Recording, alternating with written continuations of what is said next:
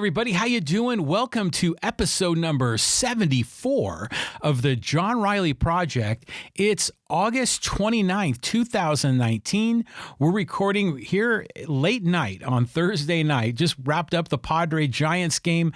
Padres victorious. Nice to see. But, we're now just in the podcast studio here in Poway, California, the city in the country. This is where we always capture all of our moments here on the John Riley Project. There's so much going on right now. We're going to talk today about Chick-fil-A. We're going to talk about President Trump, about free speech. We're going to talk about free trade. So got a lot of different things we're going to get into. But just want to give you an update on some different things that are happening in my world. I'll tell you what, earlier this week, we had two fantastic podcasts. We had David Leland joined us, and we talked about the 2019 San Diego State Aztec football team, and we did a full breakdown of their schedule, their roster, talked a lot about what was going on with Aztec football. So they're going to be starting up Saturday night in a game here in San Diego against Weber State, KGB Sky Show. So love having David Leland on the show. David is just a really talented young man, really built to be in the sports journalism, sports broadcasting industry. So just love having him on. He has so much to offer. So I invite you to check out that podcast. If you're a San Diego State fan, a football fan, a San Diego sports fan, you're going to love it. And then we also had my good friend Pete Neild came on, and he brought along Mike Polite. Mike, one of San Diego's best known, well-liked car guys, one of the most popular car guys here in San Diego. And we got into a really interesting conversation about ordering a custom car and some of the things that happens behind the curtain, some of the tricks and different things that you might not be aware of if you ever really want to build that car to your exact specifications. And really just some incredible stories. Mike shared about ordering custom Mercedes and people flying to Europe and driving their new car on the Autobahn in Germany. And then all of this really interesting detail about how dealerships have allocation and how custom car buyers have to understand that process in order to really not only get the best deal, but really find the right dealership that can work with them to get a custom car ordered. So we talked about Mercedes. Hey, Pete was here. We talked Corvettes. So if you love cars, if your love of cars is your own pursuit of happiness, then you're going to love that podcast as well. So as a matter of fact, I'm recording this right now on Thursday night. We're going to be releasing the Custom Car podcast on Friday morning. So that'll be available at 10 a.m. And then I'm going to release this podcast later on Friday. So I'm just going to get a double dose of me on Friday as we're approaching here the end of August. But other things going on in my world. Hey, I finally got my HOV sticker for my Hyundai Kona. So remember I tell you, I love my electric car, and for me, it is my own pursuit of happiness. I love the electric car because of the technology, which I think is fantastic, but I love all the special benefits that I get. And there's a long list of them. One of them is the fact that I can drive on the HOV lane for free by myself, which is a really incredible privilege. So, here in San Diego and perhaps in other parts of California, they have these high occupancy vehicle lanes, HOV lanes, that are specially for either people that are carpooling or for rich people that want to spend money to drive on that lane. And so it allows you to avoid a lot of the traffic and saves you a great deal of time and frustration. Well, the beauty of having an electric car is that you get one of those HOV stickers for free. So it's a special privilege. And I got my car in April of this year, but I dragged my feet. I don't think I actually applied for the HOV sticker till June. And then it just came in the mail about a week ago. So I put that on my car, and man, I'm loving it. So if you see me driving around in my black Hyundai Kona with a big smile on my face while you're stuck in traffic on the 15, well, I don't know, maybe just a little bit of fun there. But I'm telling you, it makes a big difference. And I know for a lot of other people that live in highly congested areas, it's the key reason that many people buy electric vehicles. In fact, one of my friends, his wife has an electric vehicle that she got specifically for that sticker, because she lives in the San Francisco Bay Area where the traffic can be unbelievable. So anyways, got that sticker, so I'm fired up about that. Like I said, the Padres just won tonight against the Giants, but I am still reeling from last night. You know, I had a bet, like I always have bets with my friend Dennis over at the Postal Annex right next to Target here in Poway. He's a big Dodger fan. And so we always have bets, and we had a bet on this series. Whoever won the series gets the free lunch from the loser of the bet. And boy, the Padres won the first game, the Dodgers won the second, and the Padres scrapped and clawed and tied the game in the bottom of the ninth in Game 3, only to completely piss the game away in the 10th when Luis Urias throws the ball away and the Dodgers score and won. And I'm telling you, it's a San Diego sports curse. It strikes again. So now I owe Dennis at Postal Annex another lunch. But I know going in, I'm a Padre guy. He's a Dodger guy. I know I'm going into this bet at a disadvantage, but it's a lot of fun. He's a good guy. So if you ever need shipping, UPS, FedEx, if you need a notary, if you need a P.O. box, Dennis, great guy. He'll help you out. If you need to package some things and send them on their way, and you don't want to be burdened with boxes and tape and peanuts and popcorn that they put into the box, he'll handle it all for you. So great guy, Dennis over at Postal Annex. The other thing that I'm working on right now, and this is something I'm happy to share with you, it's sort of a work in progress, but I'm trying to come up with what I'm calling as sort of a North Star for this project, for the John Riley Project. I'm trying to essentially figure out exactly what kind of a brand that I want to put out there. And I've been working on this over time, and I think I've got a really good starter brand built, but I really want to try to take this to the next level. And I'm really trying to define what core benefit do I want to offer the audience. And a lot of times in some cases, we're educating the audience. Some cases, we're entertaining the audience. In some cases, we're informing the audience. But I'm trying to really kind of craft that main primary benefit that I'm bringing to the table. I'm trying to decide, how do I want to affect the world around me? What imprint do I want this podcast to make on the world around me? And in doing so, I think it's going to give me even a higher purpose, even something above this notion of life, liberty, and pursuit of happiness that I'm trying to put together with this podcast.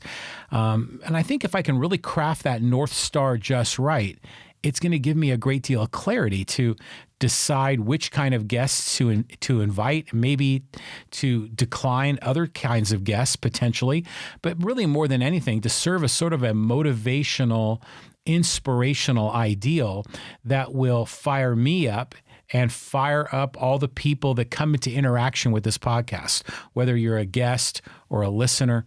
So this is something I'm kind of working on. And I'll tell you what, if you have thoughts and opinions, I invite you to reach out to me and just send me a direct message in Twitter. You can reach me, John Riley Poway. Send me a DM in Twitter, or go on to Facebook, John Riley Project, and just send me a Facebook Messenger note. I'd love to hear from you if you have any thoughts on this. Let me ask you, what are you getting from this podcast? How is this podcast benefiting you? How is it positively affecting your life? I'd love to hear that from you. So please do share. Okay, so let's get into Chick-fil-A. Okay, so Chick-fil-A, I'll tell you what, this organization is something. I mean, they're the, as you know, this chicken sandwich phenom company that people love, but also a company that is owned by very religious owners, and those owners have put some of their own, I guess, religious principles, their values have greatly been ingrained in the business, and sometimes those religious values can attract customers, in other cases repel customers. So Chick-fil-A always kind of a divisive topic when you bring it up, but people love their chicken. And I know my son absolutely loves Chick-fil-A. And for me, I like it. It's good. I don't get incredibly excited. I think it's kind of expensive, but I'll have it every once in a while, especially if my son really wants it. But I'll tell you what, they just had a grand opening of the Chick-fil-A here in Poway, California. And I'm telling you, there is a buzz in this town because of this restaurant opening up. I mean, there's excitement. There's been anticipation. People are excited that, hey, we got a new place in town. We've got this really big brand that is coming to town. So I think for some people, they feel it legitimizes Poway. But I was just amazed. The fine wife and I got in the car this evening and we drove down to Poway Road and checked it out. And sure enough, man, the place was full. There were people waiting in line outside, all the indoor and outdoor seating jam-packed. The drive-through line really full. I mean, there was an electricity going on there. And it was very, very consistent with a lot of the photography and messaging that we saw on Facebook, because it was on Facebook last night and tonight. I mean, a big part of it was the fact that Chick-fil-A had this thing they called the First 100 Campout. And they invited people to come and have a sleepover waiting in line for the grand opening. It was almost like they were encouraging what happens naturally with Apple when they release an iPhone, or what happens with Star Wars when they have a new movie that comes out, where people wait in line to get in. So they did that, but they're clever. The people at Chick-fil-A, I'll give them credit from a marketing perspective. They invited people. They said, if you come and camp out, we'll give you a free meal. And then they said, we're going to allow 100 to camp out. The first 100 can camp out, and you will be entered into a drawing. And if you're chosen, you will get free food for 1 full year. And wow. So a lot of people were fired up for that. In fact, some friends of mine actually did camp out there last night. So we'll find out who ended up winning that raffle. That's a big deal. And it's another part of the buzz that's been created around this Chick-fil-A. And for a lot of us in Poway, a lot of us are very interested in new restaurants. There used to be a Coco's at this location. In fact, one that my family used to go to quite a bit. They eventually closed down, and that site had been vacant for a very long time, for probably 5 years, maybe even longer than 5 years. And they finally now just bulldozed the building, rebuilt it, and so it opened up tonight.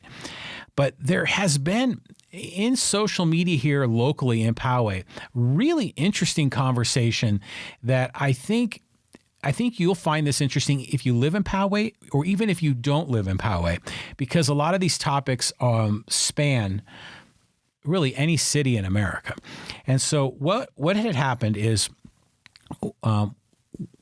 the photography that was on Facebook showing the excitement, the crowds, the people coming, there was like legitimate buzz around this. But then there were a lot of photo ops with a lot of dignitaries, with city councilmen. Our mayor, Steve Voss, was there, ribbon cutting ceremony. So all the pomp and circumstance, the fanfare was there. And so you saw a lot of this photography of our business leaders there at the grand opening. And for most of us, you see that and you're thinking, yeah, okay, that's kind of typical political stuff. The politicians always trying to seek more publicity, politicians trying to look like a good guy, or a good, let me just say a good person to keep it gender neutral, a good person in the community supporting local business.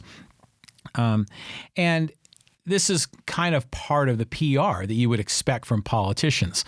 So it didn't really shock me at first, but then suddenly people on Facebook were saying, well, wait a minute. How come the city council are at the Chick-fil-A grand opening, but they're not at the grand opening for all of these other restaurants and mom and pop businesses? And what's going on? Is the city council, are they promoting Chick-fil-A? And I started looking at this, and you know what? On the City of Poway's Facebook page, sure enough, there was a big conversation about the grand opening of Chick-fil-A.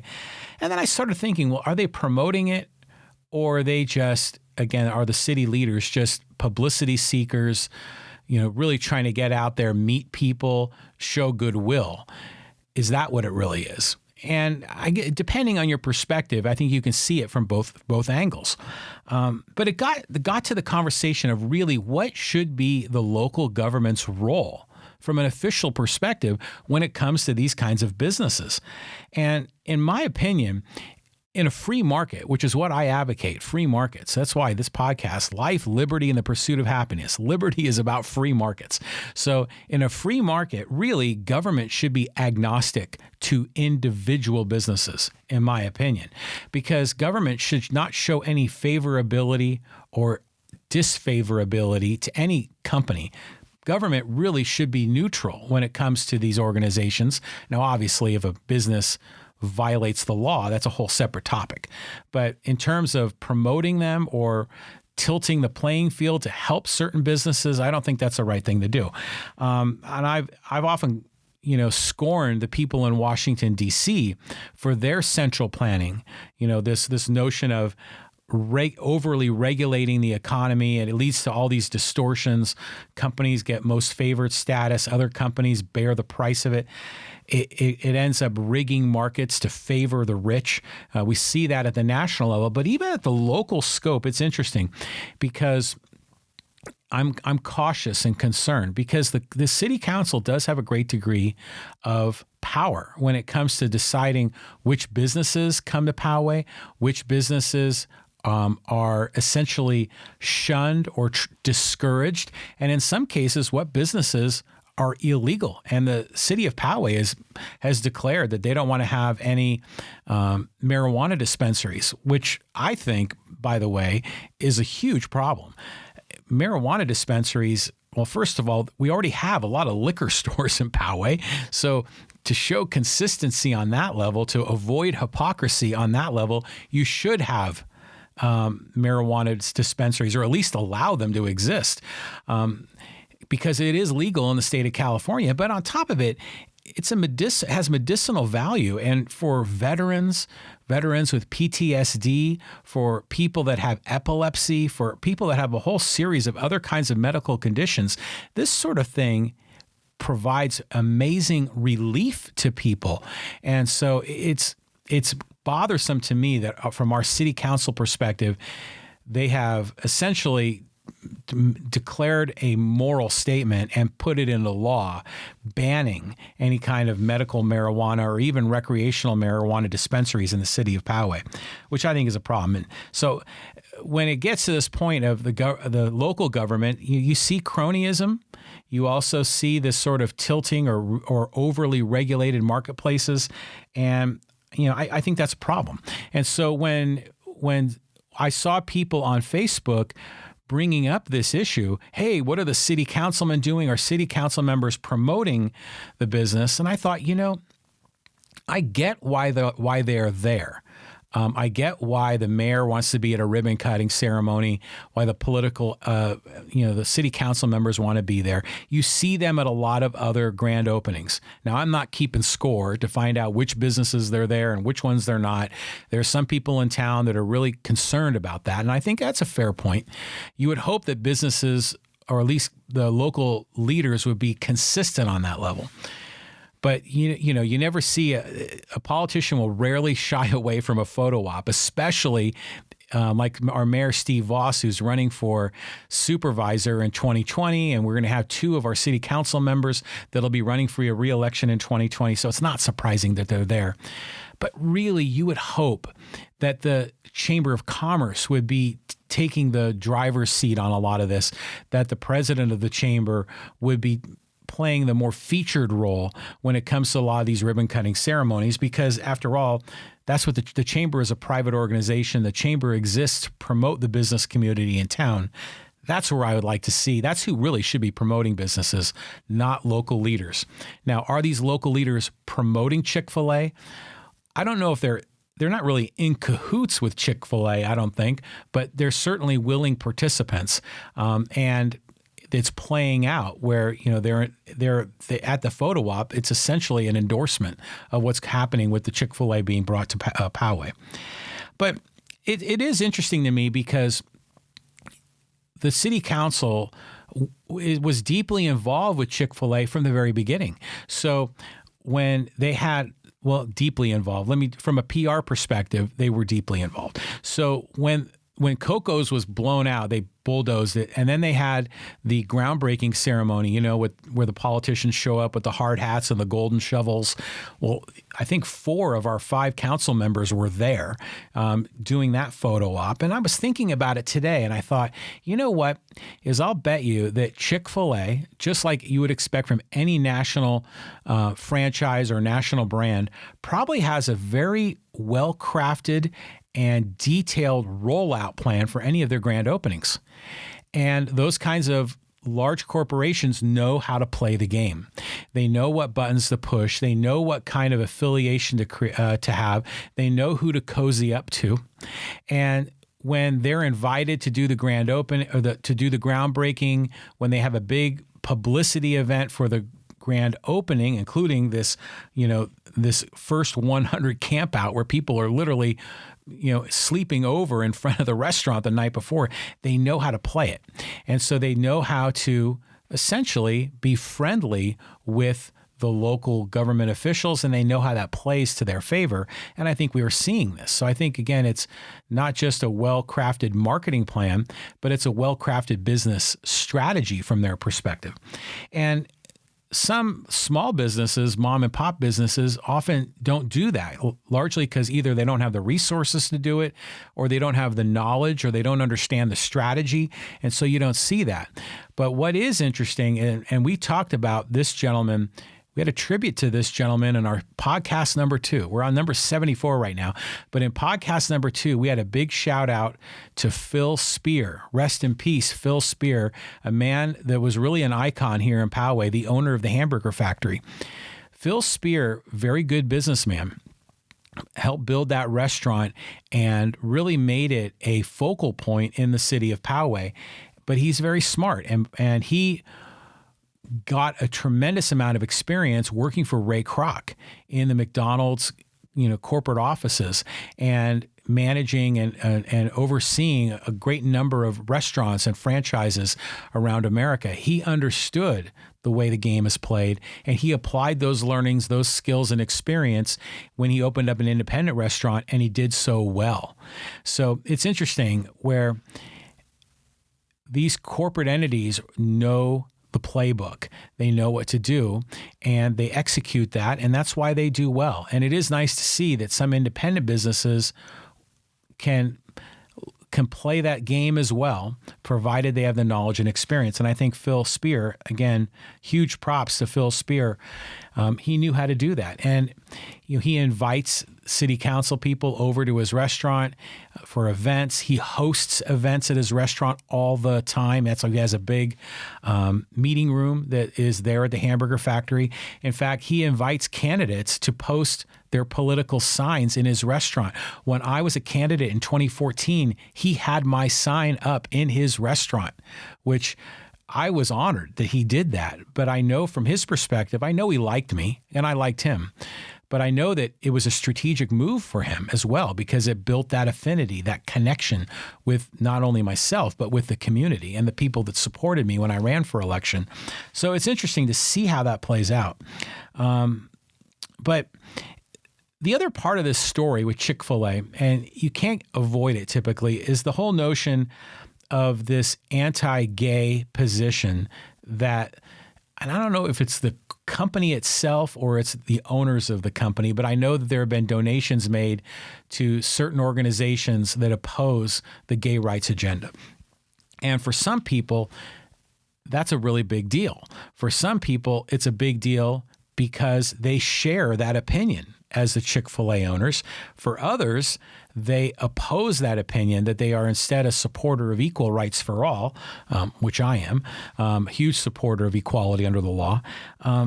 So you're seeing that play out. So when these people are angry at Chick-fil-A, we know they're angry on many levels. They see the council members there. They wonder why they're not seeing the council members at other events. They very well may be at those other events. It just hasn't gotten the publicity that this Chick-fil-A event has gotten. again, largely due to the marketing strategy of the company. But protesters to this event are also upset with Chick-fil-A because of this anti-gay position and a number of other issues that have all played into this. That's why I said there's so many different angles to it. But I will tell you this, in a free market, and that's why I'm a big believer in free markets, you can live your life according to your own values. And that's the beauty of a free market. So if you love Chick-fil-A and you think they make the greatest chicken in the world, or you like them because of their political position, then by all means go out there and buy and show them your support. But if you oppose Chick-fil-A, if you oppose them for their political positions, if you oppose them because of the way the grand opening was rolled out, if you oppose them for the perspective of climate change, and we saw that online where people were objecting to them because they installed a drive-through line at Chick-fil-A, and people were objecting to that because of the increased carbon emissions from the cars waiting in line.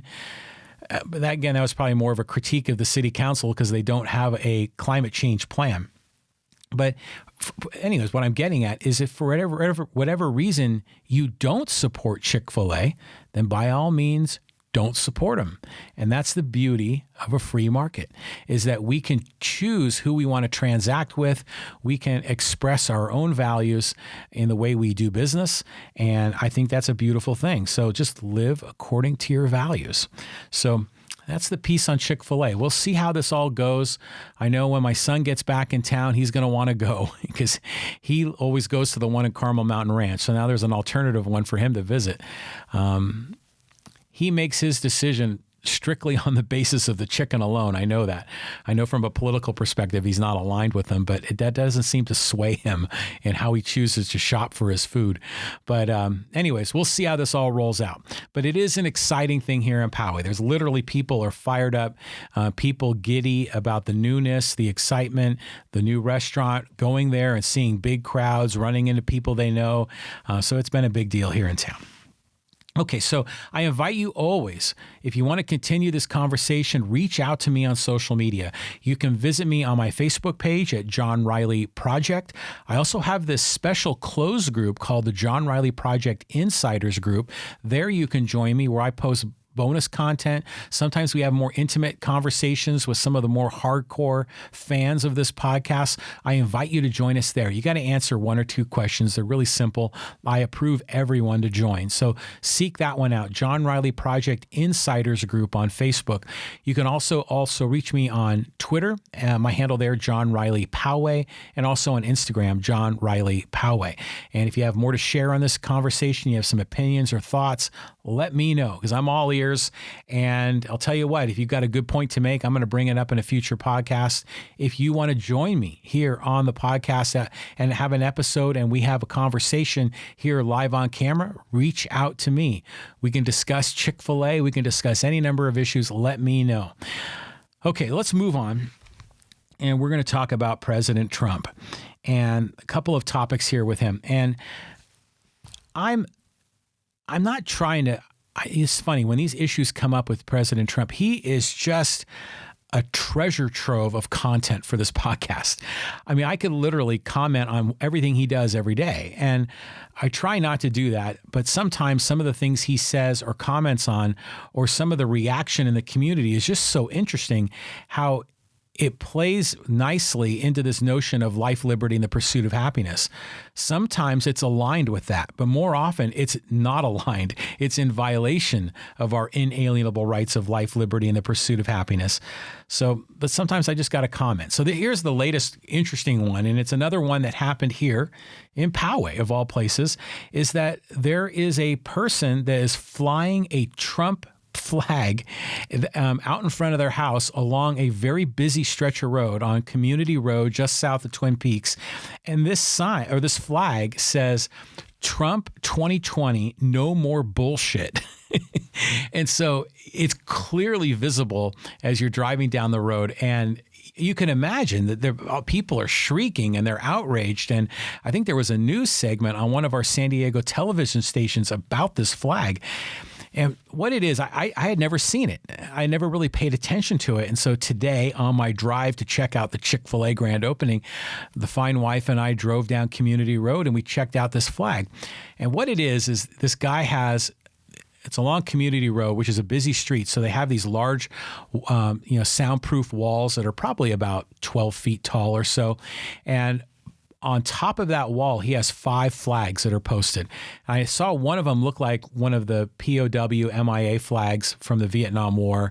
I think one of them was a Marines flag, I believe, a United States Marine Corps flag.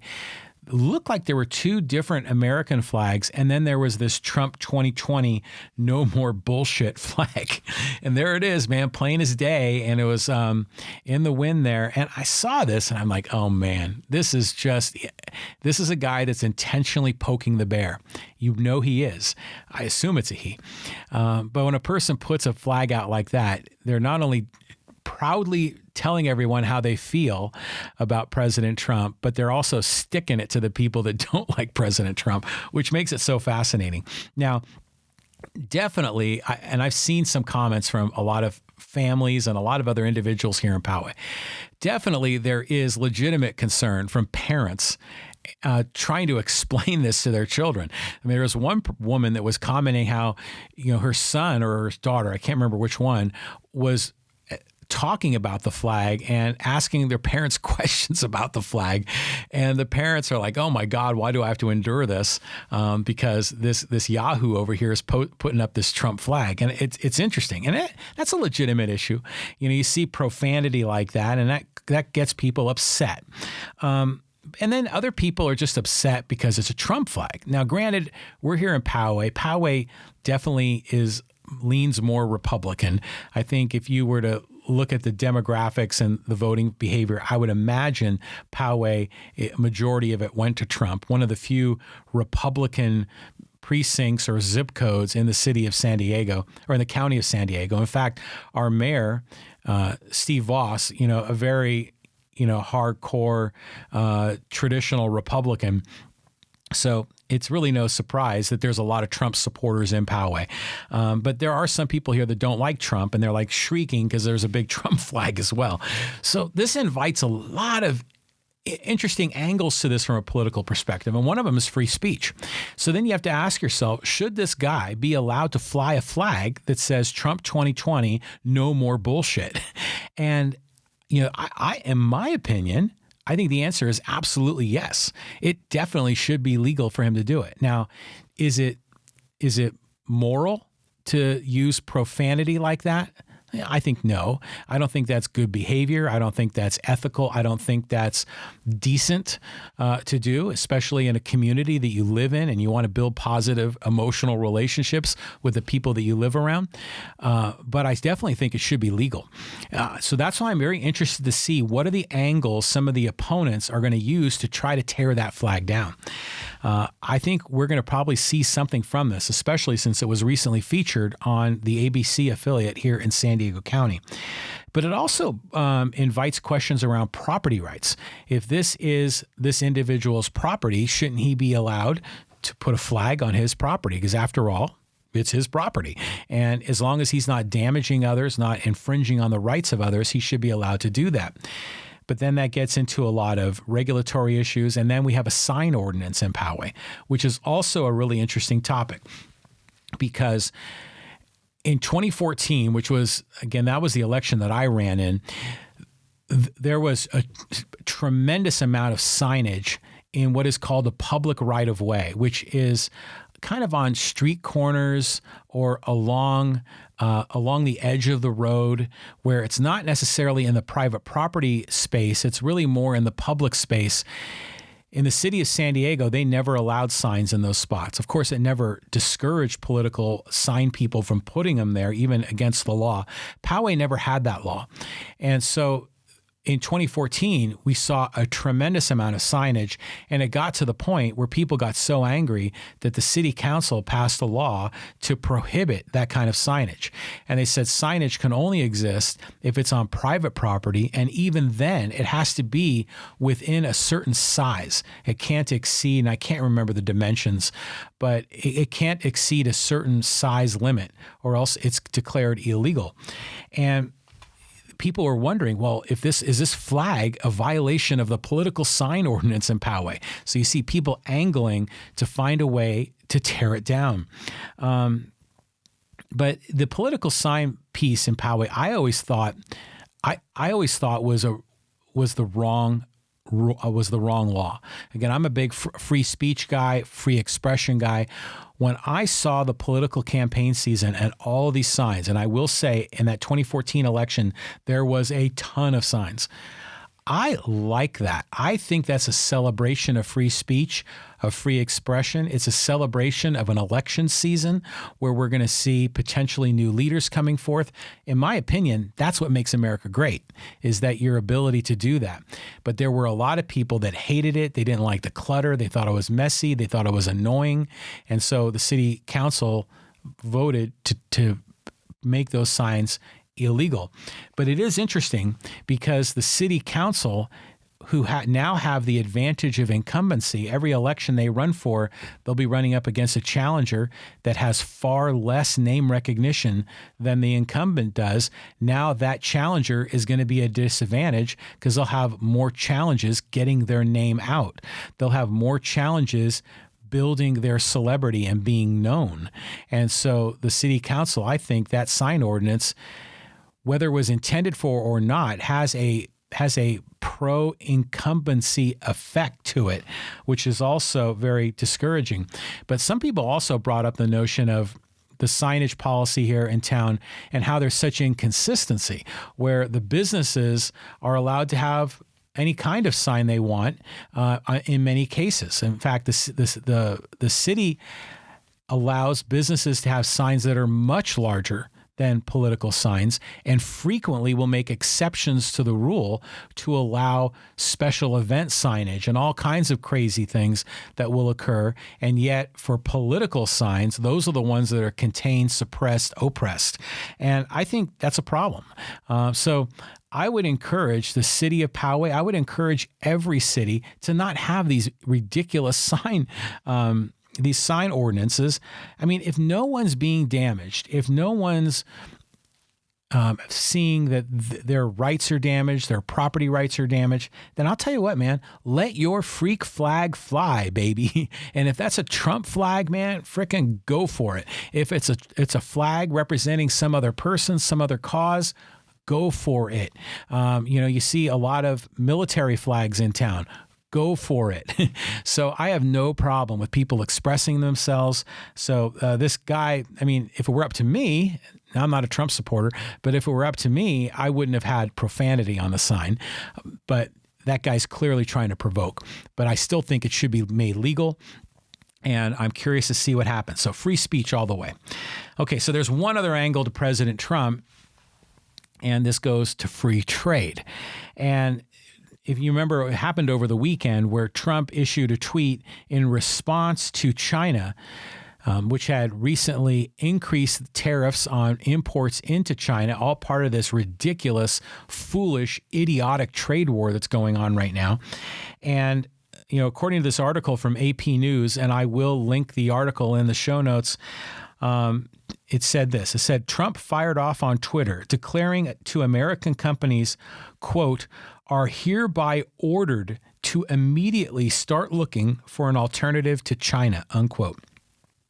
He later clarified that he was threatening to make use of the International Emergency Economic Powers Act in the trade war, raising questions about the wisdom and propriety of making the 1977 Act used to target rogue regimes, terrorists, and drug traffickers, the newest weapon in the clash between world's largest economies. So, yeah, wow. So there's so much to this.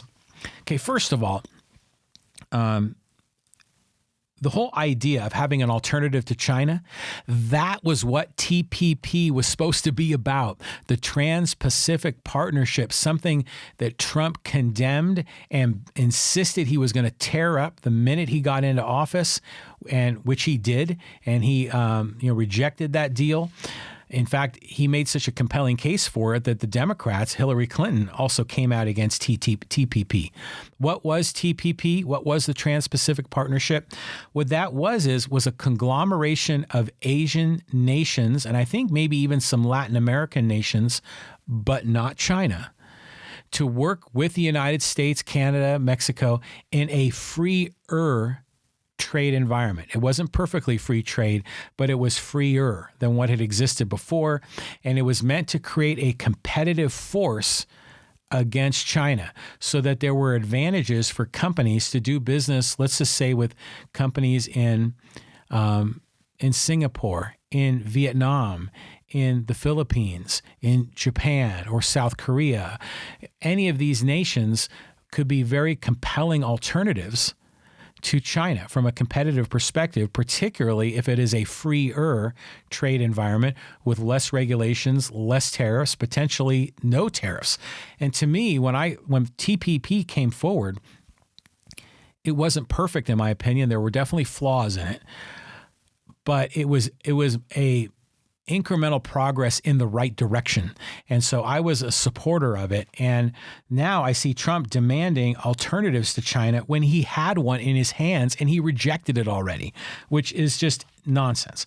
But what the reason that TPP was killed really was a lot about this fear mongering, this stoking of fear that was going on during the 2016 election cycle, where he was trying to win a lot of blue collar votes. Now, again, a lot of people that were in the manufacturing industries and blue collar industries had lost their jobs. The myth was that they were lost to overseas positions, and that is true in some cases. But the majority of it was lost to automation, and that's been proven. But still, people have seen China rise. People have seen companies outsource to China, which definitely has existed. So people naturally, or maybe irrationally, blamed China. And here comes Trump comes along, someone that's going to do something about it. And then, oh my God, here's TPP, which is an expansion of the same idea, more jobs, more opportunity being outsourced to other places in Asia. Trump played that, and Trump played it well, and it worked for him, as we saw, where certain states in the Midwest flipped to Trump, and that ultimately became the decisive factor in the 2016 election. So there's a lot of politics to this, but the whole idea of ordering companies, and that's what he said. He said, American companies are hereby ordered to immediately start looking for an alternative to China. Well, this idea of ordering companies who to do business with, I mean, that's authoritarianism. It's really, it's fascism to a great degree, particularly in light of these nationalistic policies, protectionist policies. It's this strong arming of government over the economy, which is one aspect of fascism. And so I see that, and to me, that's scary. When government authorities are telling people, I order you not to do business here, you must do it over there instead. But a lot of this shtick, this protectionist angle has really been part of Trump's brand, part of Trump's talking points really since the 1980s, because he was always harping on Japan back then. Shrieking about how Japan was a threat to America and demanding protectionist policies to block Japan. In the end, I don't know how in the hell this guy got an MBA from Wharton, because it's as if he doesn't understand basic economics. So on one angle, maybe that's the case. On the other angle, it's really all part of this misdirection, this fake news, this alternative facts, to really play the game, to know what kind of buttons to push. Because he knows that by stoking these protectionist ideas, these protectionist principles, there's a certain faction of people in society that are going to rise up and support him for it. But I got to break it down. And I've done this before, but I need to do it again because it's so important. The trade deficit, people have a misunderstanding of what this all represents. So first of all, people think when they see a trade deficit that America has a deficit in trading with China, that there's more cash going to China and more products coming to America than the opposite. Well, first of all, countries do not trade with each other. America doesn't trade with China. That doesn't happen. Companies trade with companies. People trade with people. People trade with companies. Nations don't trade. What a trade deficit is just an aggregation. It's an economics calculation of the addition of all the buying and selling that happens to occur. And then they say, oh, there's a surplus or a deficit, but depending on if more cash is coming your way or more product is coming your way. But it's just so nonsense. It's the trade deficits don't mean anything. They don't, because each transaction is balanced. It's cash for goods. Each trade is balanced. So the idea that there's a surplus, I mean, I have a trade deficit with my grocery store. I give them a lot of my cash, but I get food in return. So it's not like I lost anything. That's how Trump positions this. And this is the part that drives me nuts about him, is that he sees the world as win-lose rather than as win-win. But trade is win-win, because when someone buys a product, they're buying it because they value that product more than the money they're spending on it. So they win. And when a seller sells a product, they're selling it at a price that's higher than what it costs them to create it. So for them, it's a win. So when two people freely trade, it's a win-win outcome. It's not win-lose. That's the whole nonsense of these trade deficits. They're being positioned as a loss, and it's not a loss. Now, a budget deficit, which is totally different, that has serious meaning. But a trade deficit means nothing. So if manufacturers in China are inexpensively selling a product that we want, then that's a great thing. We should be buying as much of it as we can. You know why? Because if we can buy products that we want less expensively from companies that are creating them in China, that means that we have more money left over in our wallet. We have more money to spend on other things, more money to invest in companies in America. You know, we'll let China do a lot of the rote work, the low margin work, while we can focus our attention, our investments on high margin, innovative, high technology opportunities here in the United States. So, in my opinion, free trade which is what we should be supporting. Free trade, which is trade with zero tariffs, is the best that we can hope for, because free trade creates jobs. The perception of those that don't understand, they think free trade loses jobs because they think all those jobs are going to go overseas. They don't look at the cascading effect from what happens. Because we have more money left over in our pocket, we can then invest and spend in America, which are going to create more jobs, more higher value jobs here domestically, even if some jobs are lost internationally. And then and on top of it is if tariffs are applied, that just raises the cost of the product here in the United States. That penalizes Americans. And that's what people have often talked about. Tariffs are a tax. Tariffs are a corporate tax because they're applied directly on the corporation that imports those products at the port of duty. And then that corporation passes along that cost, that tax, that added expense all the way down the supply chain to distributors, to resellers, to retailers, and eventually to the end consumer. So in the end, tariffs are paid by consumers, as all corporate taxes are. They're always paid by the consumer.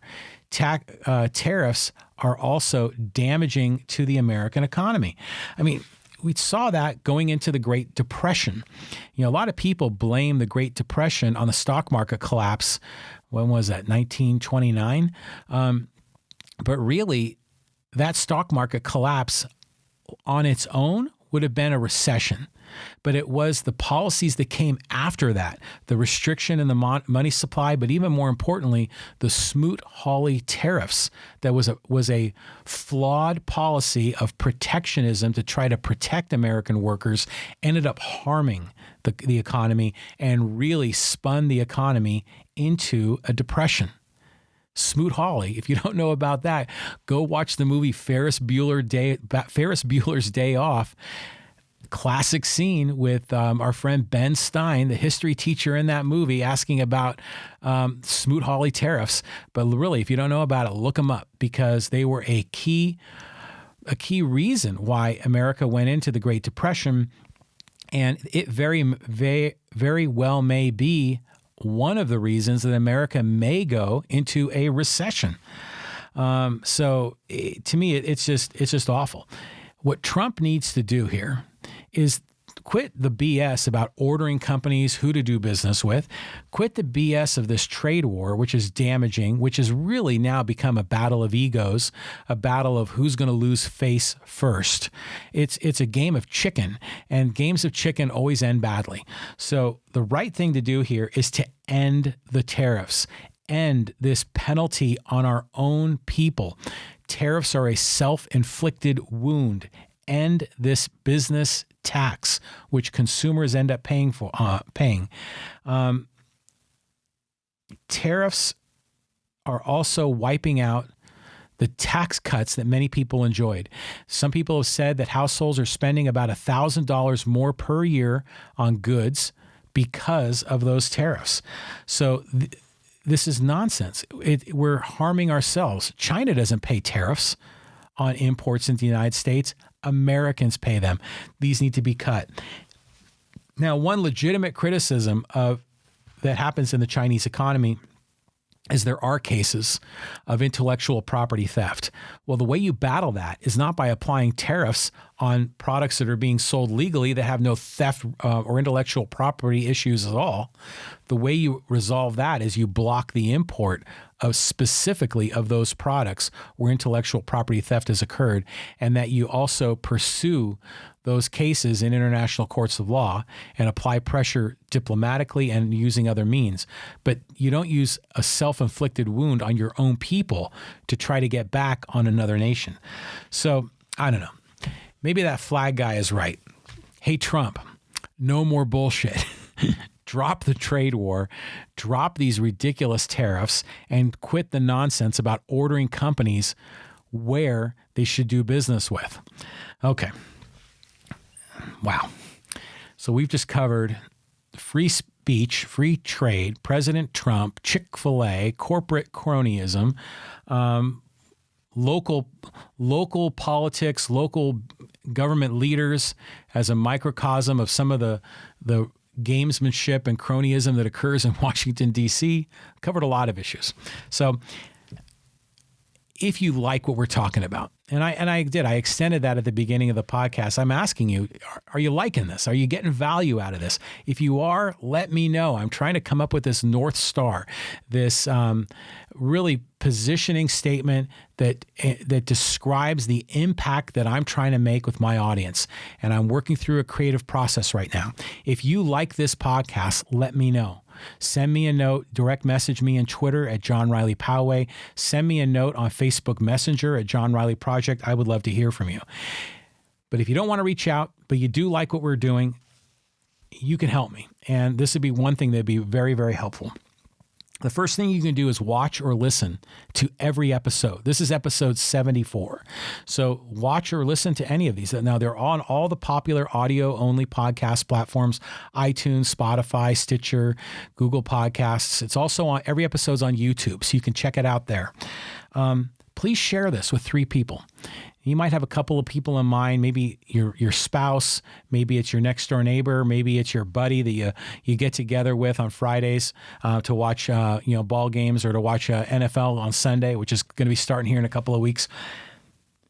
Find 3 people and tell them about the John Riley Project. It's a podcast about life, liberty, and the pursuit of happiness. It's a guy in Poway here in San Diego County. He does this podcast talking about current events, current issues, talking about culture. Sometimes we talk about cars, we talk about sports, we talk about entrepreneurship and capitalism. We talk about difficult issues like diversity and inclusion. We talked a great deal about the fallout from the Poway Chabad shooting. We get into a lot of really interesting areas. We're even getting involved in self-improvement, a lot of different topics we're covering. Share this with 3 people. Pick 2 people that you think that might enjoy it. But then there's someone that might not like this at all. Pick them and offer it up and see what they think and see if we can surprise some people. So share this with some folks. If you like what we're doing and if you think we deserve it, leave us a positive review. Go on to iTunes, leave us a 5-star rating if you think we deserve it. That would be really helpful. And also follow us on social media. If you're watching on YouTube, subscribe. We're working on building up our numbers in social media. We're working to build up our subscriptions. Any bit helps. It adds legitimacy to this podcast project, and your support is so appreciated. And the other thing you can do is go to my website, johnrileyproject.com. You can sign up on the email list, and you can financially contribute as a company sponsor or even as an individual donor. So we love your support anyway. So now we're here at the end, and I always give a final quote, and I'm going to pick this quote from the founder of Chick-fil-A. This person's name is initial S, Truett Cathy, which is interesting. I need to learn more about this person because the last name is Cathy, which is normally a woman's first name. And the first word is just the initial S, almost like our old pal H. Ross Perot. Anyways, the founder of Chick-fil-A made this statement. I think this is a good one. Each person's destiny is not a matter of chance. It's a matter of choice. It's determined by what we say, what we do, and whom we trust. Now, this is a really powerful statement.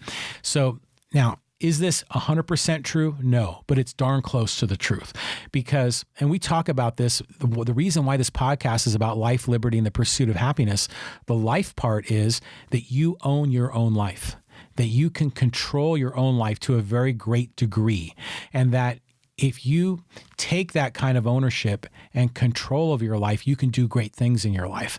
So when this person says your destiny is a matter of choice, it's determined by what we say, what we do, and whom we trust, there's a great deal of truth to that. And it's a great deal of what I believe. Now, obviously, there's chance involved. We're all born into different circumstances. Some of us are born rich, some are born poor. Some are born to be incredible athletes, and some definitely are not. Some are born with very good genes, some not so. Some are intelligent, some not so. Some people are born tall and others are born short. We all are born with certain advantages and disadvantages, and that definitely is a degree of chance. But you know what? We all have the opportunity to make something of our own life, to take whatever starting position we're given in life and to improve on that and to better ourselves, to hashtag be better. So I think there's a great deal of truth to this, and I'll repeat it. Each person's destiny is not a matter of chance. It's a matter of choice. It's determined by what we say, what we do, and whom we trust. So there it is. So this is the John Riley Project. It's episode number 74. I'm in a good mood. The Padres beat the Giants 5-3 tonight. So hopefully the Padres will have a strong finish to the season. And it's late at night. What time is it now? It's like 10:37 on Thursday, August 29th, 2019. This is John Riley. I'm signing off. We'll see you later, folks. Thanks for watching. Thanks for listening. Bye-bye.